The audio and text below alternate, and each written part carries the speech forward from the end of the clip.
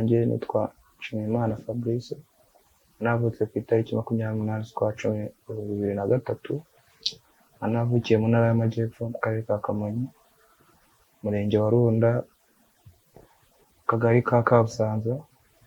Navutse nkunda umupira n'ababyeyi banjye bakamfasha gukunda umupira, bakaba barambwiye ko mfite impano. Mu buzima busanzwe tujya kuza hano twakoze amaselection turatsinda, tuza hano ko Imana iramfasha nanjye mba ndi mu baza hano. Ikindi